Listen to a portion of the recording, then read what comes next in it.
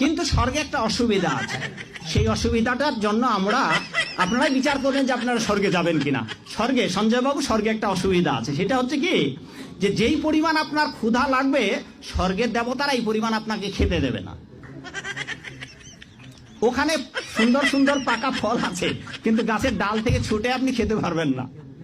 ক্ষুধার ঠেলায় আপনি জল খেতে যাবেন, ওই সরোবরে নদীতে যে স্রোতস্বিনী ধারা আছে, ওই জল আপনি হাতে উঠে খেতে পারবেন না।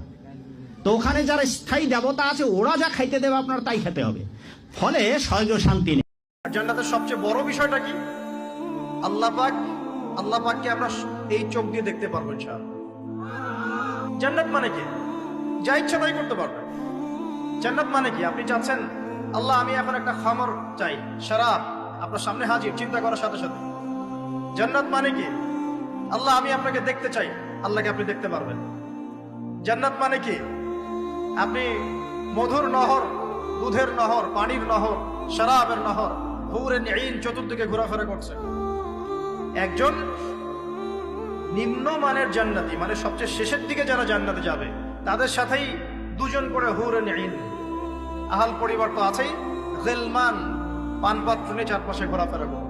জান্নাত মানে কি? যেখানে যা ইচ্ছা তাই করা যাবে, বলার কেউ নাই, বাধা দেওয়ার কেউ নাই, সেখানে কোনো মৃত্যু নাই, সেখানে কোনো অহেতুক কথাবার্তাও নাই, কোনো গাল গল্প নাই, কোনো মিথ্যা নাই, কষ্টের ক্লেশ মাত্র নাই, থুতু ফেলতে হবে না।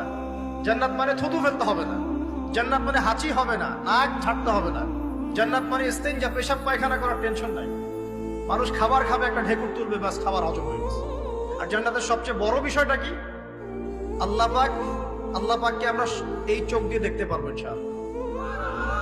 আর তার সমকক্ষ একটা বিষয় হচ্ছে, আল্লাহ পাক বলে দিবেন যে আমি তোমাদের সবার উপর সন্তুষ্ট হয়ে গেলাম, যাও কোনোদিন অসন্তুষ্ট হবে।